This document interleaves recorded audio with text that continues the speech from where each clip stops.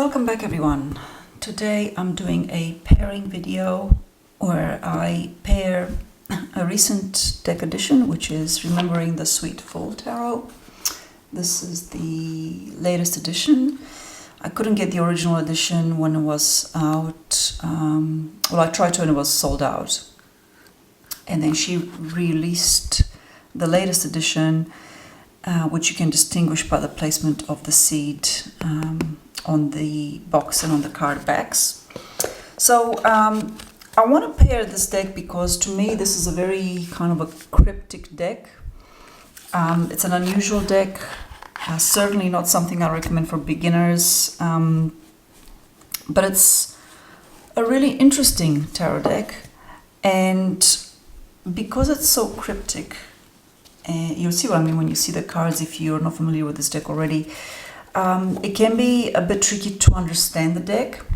Also, the guidebook that comes with it only has poems for each of the cards rather than, like a descriptive meaning.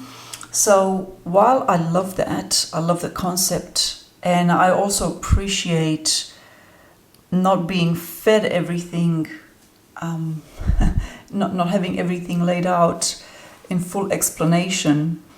I like that because it sort of invites that mystery and holds that mystery when working with this deck. It does mean that this is a deck that will take me some time to understand, and I need to work with it more. And one of the ways that you can do that with a deck like this is to pair it. And so what I'm going to do is, first of all, I'm going to shuffle the deck, and as I do so, I'm basically holding the intent that the cards that come up as I'm pairing them, that I'm giving some insight or guidance or some sort of light and understanding about their meaning, or just about the cards themselves. This can just be simply a creative process where you look at the cards that you pair the deck with and just observe.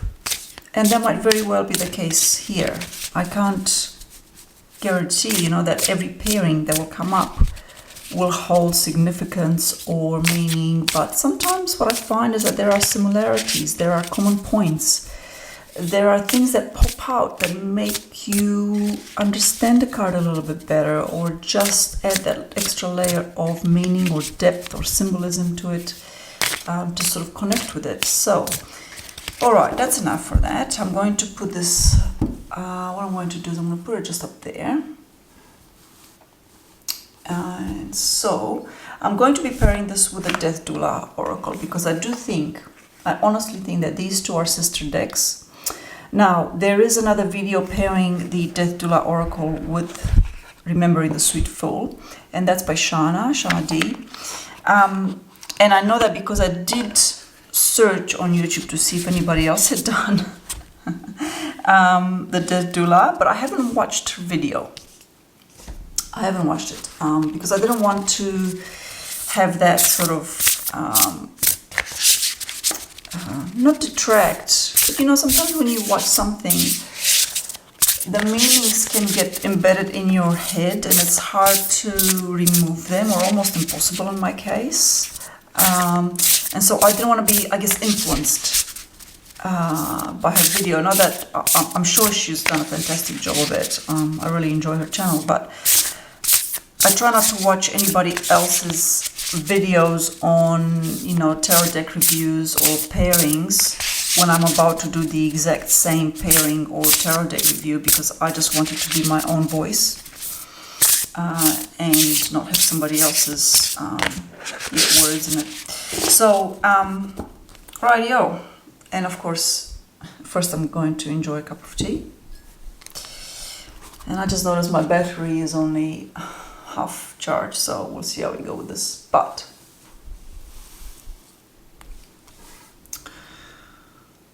cheers.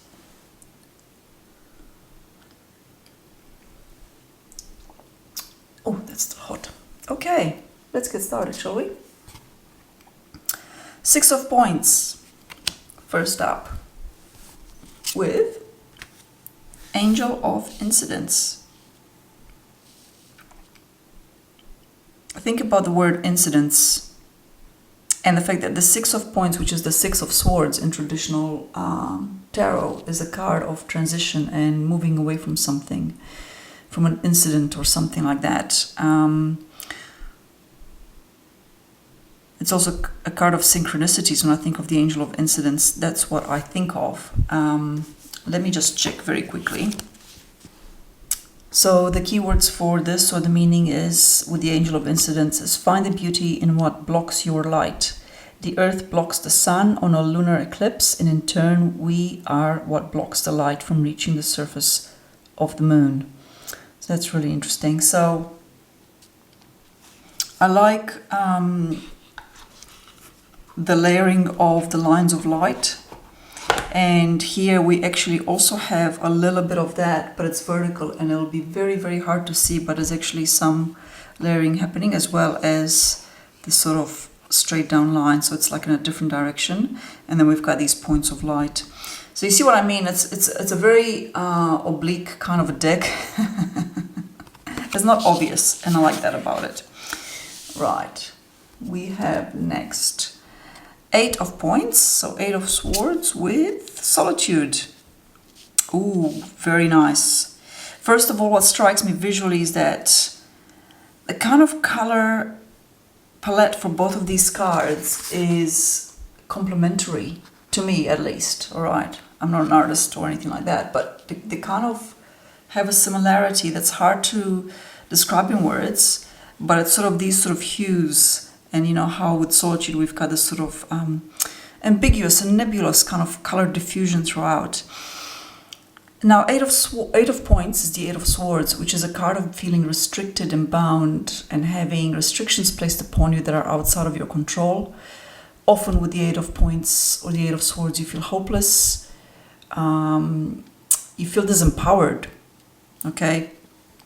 And you feel very much alone. Right, so there's the crossover in terms of meaning, to me at least, is that the solitude is there when you've got the Eight of Swords scenario, but also it is very welcoming to have solitude in these sort of scenarios, because you really need to think for yourself and not be influenced by outside factors and really face the truth about what's going on in your life. Okay, so that's what comes to mind with that. And then we've got the Star. Oh, so lovely. And From the Ashes. Oh, this is great. This is great. Because it's a bit of a color similarity in the Death Doula here, with the white and the streaks of light kind of happening. But the Star gives us hope. The Star is one of the utmost cards of hope and healing. And you have to think about the fact that you'll see the stars in a night sky, and the symbolism there means that the glimmer of hope, and it is just a glimmer, often happens when we're in a very dark place. So From the Ashes, to me, talks about resurrection and, something that has been completely burnt and ended and destructed and destroyed, and it's time for something new. And the Star gives hope to that. It's like there is hope embedded within the card From the Ashes. Immense hope and healing. Huge. Okay. Ten of Cups. Oh, that's such a lovely, lovely card. With formlessness. Ooh. Color matchy-matchy. Sorry to be so technical. But come on, the golden hues in these, and the plate. I think it's a plate, and the daisies. And the golden hues and the formlessness card are very complementary to me. Right? Visually, these cards to me are very complementary. Very, very interesting.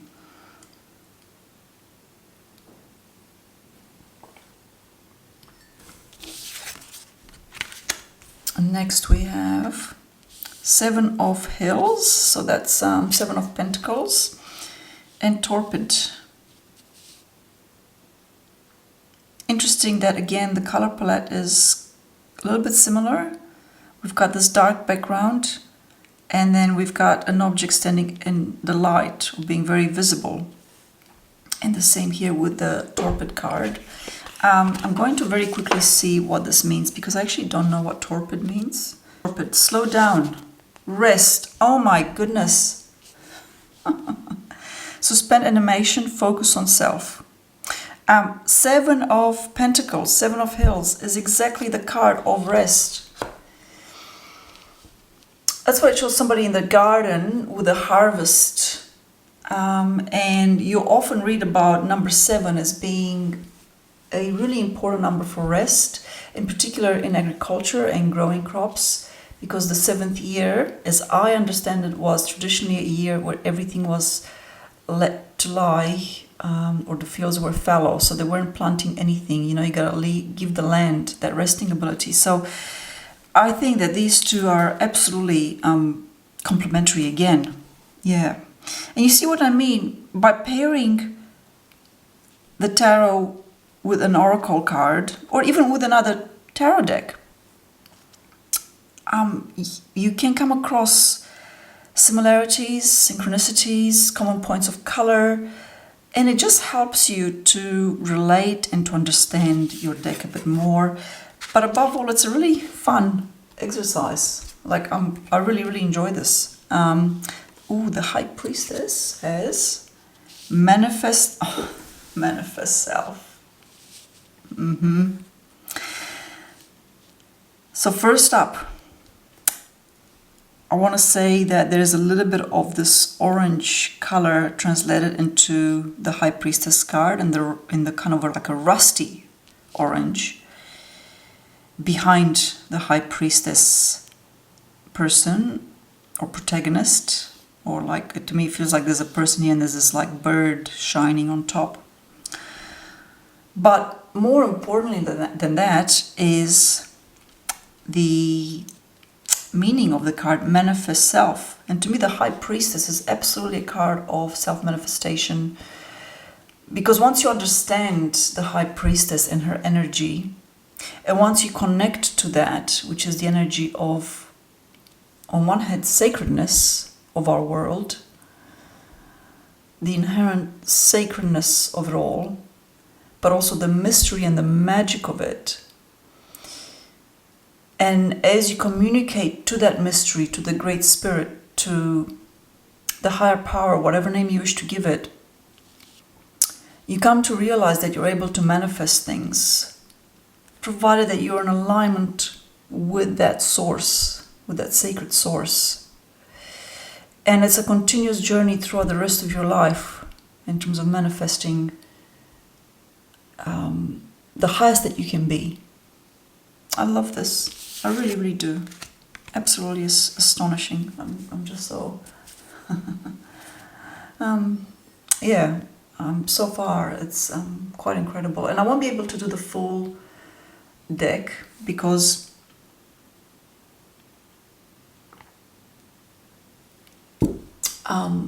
the Death Doula is only, like, it's not 78 cards, but I'm gonna keep going for a bit more and see how far we go. I've got the Universe with Drift.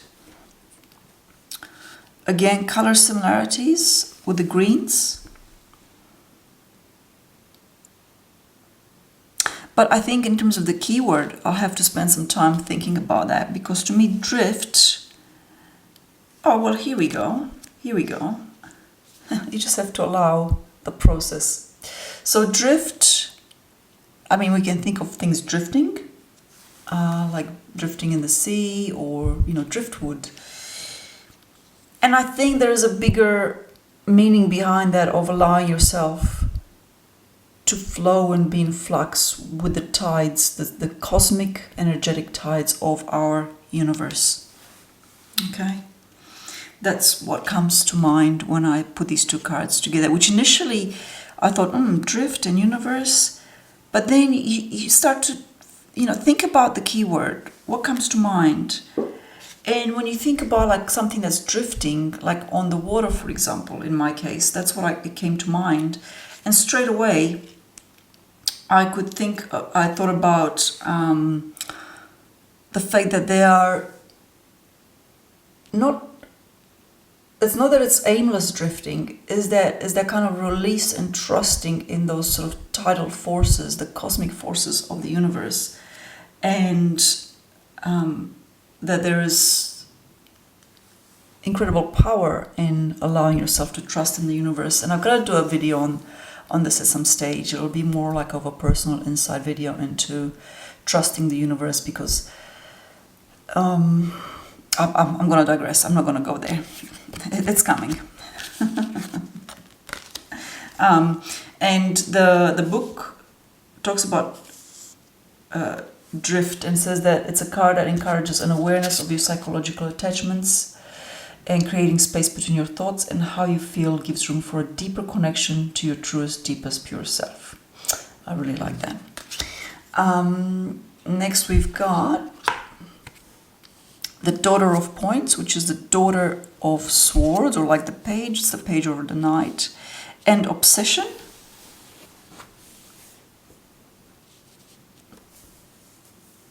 A slight pink hue in the Sweet Full deck in the sky. It's very slight there. But you know, Daughter of Points, when we think about, so points is related to swords, and daughter is, I'm pretty sure, is the page of swords. So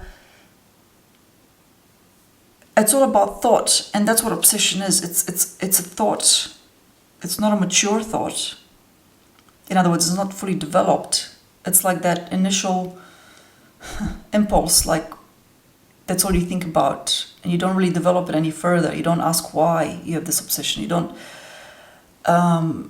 process it. You don't seek help around it. That's obsession is like, you know, yeah, I think it's just the singularity of thought is what I'm trying to get at, if that makes sense. Okay, 2 of Sticks, so that's 2 of Wands with positioning. Interesting. We've got the spine here and this ray of light and positioning, and there's also a lot of sort of positioning happening on here with the sticks and these garlands of light going in between them. In other words, they're like structures with the light sort of suspended from them, and here we've got a structure, but the light, I wouldn't say it's suspended, I would say that it's crossing it, and there's another little bit in the corner there. So, yeah, I don't know. I mean, I think I can't say I'm getting any further than that in this card, with this card, and that's okay. Sometimes that happens. Sometimes, you know, you just visually enjoy, like you just enjoy the visual story, and that's enough. 8 of Hills, the 8 of Pentacles with the visual mantra.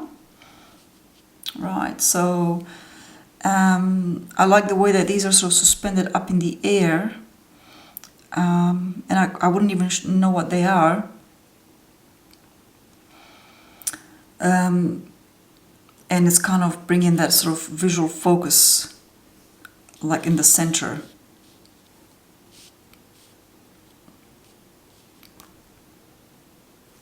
That's an interesting one. Again, I'm not getting any further than this, so we'll move on. That's all right. Well, let's do 3 more. So 10 of Hills, so that's 10 of Pentacles with disruption.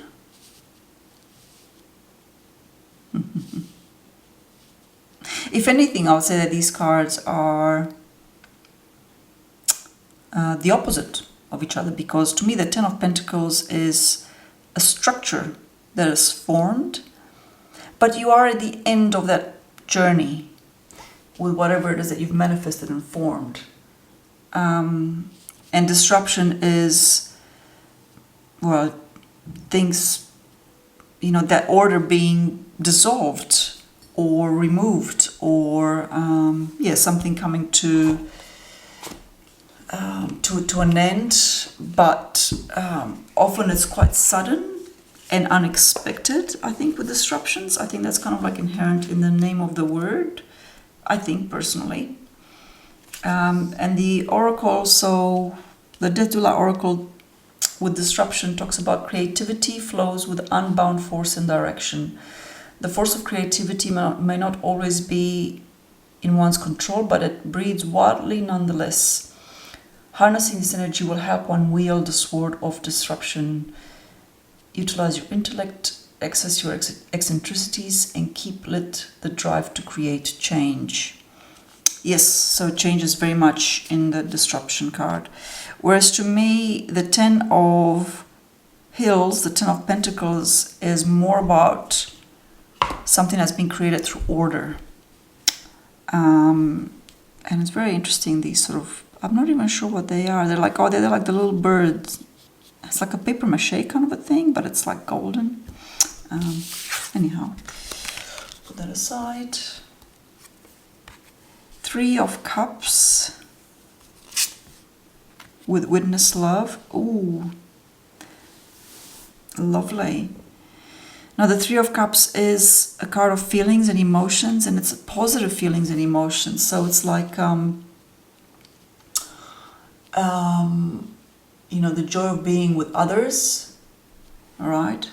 And I like the witness love bit, because it's not just love, it's a witness love. So, you know, when people are witnessing a love between other people as well, that's kind of what's coming to mind for me. I'm just quickly going to have a look once again at the Death Doula guidebook. And it talks, the message says, sometimes it is difficult to see the love in your life. If you're not seeing love in this very moment, look closer inward and outward.